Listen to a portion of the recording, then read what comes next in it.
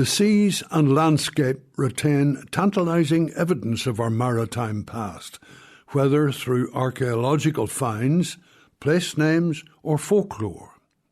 For centuries, the coastline around Portrush has seen many visitors come and go. Mesolithic adventurers made their way along the coast as indicated by the many flint artefacts that have been uncovered in and around Portrush. A number of Viking hoards have also been found, and in the townland of Ballywillan there were reports of a clinker-built boat discovered in a mound of earth that contained bones and silver coins. Looking out to sea from Portendue, you can see the Giant's Causeway headland in the distance. Close to this lies the area known as Port d'Espana and Lacada Point. It was here, on a stormy night in October 1588, that a ship called the Girona was wrecked while trying to make for Scotland. The Girona was part of the Spanish Armada, a fleet of ships that had set sail to assist in an attempt to invade England and overthrow Queen Elizabeth I. The ship was dashed to pieces on the rocks, and it is believed that only 5 of the many hundreds of men on board survived. The survivors were brought to Dunluce Castle, where they were given shelter by Sorley Boy MacDonald, before being sent to Scotland to get passage home.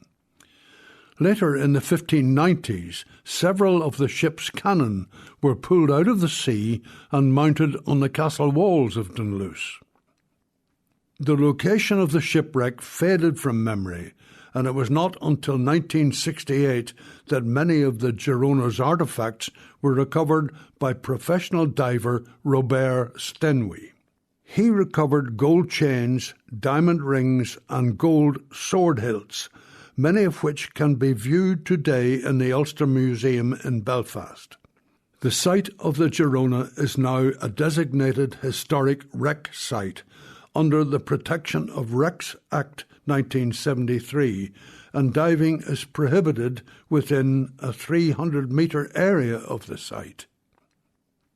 The waters around Portrush were known to Breton fishermen, and in 1606 Sir Thomas Phillips remarked that Breton fishermen had been coming to Portrush for quite a while to fish for dogfish and rays, both of which were considered delicacies, especially in Spain.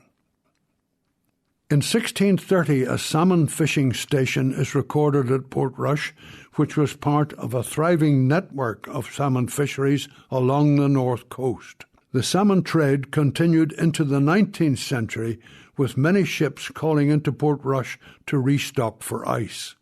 A large fleet of smacks carried salmon from Ballina and Ballyshannon, finally ending up in Liverpool. There was a £5 prize for the first vessel to reach Liverpool, which was generally won by a smack called the Benbulben Hawk, which was manned by a Portrush crew. With the arrival of steam passenger ships, Portrush thrived as the queen of watering places, and many day trippers and seasonal workers lined the quay as they travelled back and forth across the water. Boat building was an important part of the town's history, with Kelly's boatyard located at East Strand.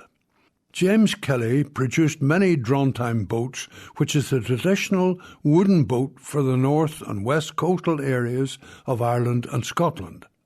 It is a double-ended clinker-built boat whose origins stretch back in time to the Viking influence. Today, Portrush is still very much a maritime town. The harbour is still the focal point of the town. The lifeboat is crewed by local men and women, and it remains vital to the welfare of our mariners. The shoreline is crowded with surfers, swimmers, leisure boaters, and there are thriving charter and water sport activities for sailors, anglers, marine tourists, sub-aqua divers, surfers, and paddleboard enthusiasts. As a designated area of special scientific interest, Portrush can be assured that it will be protected for generations to come.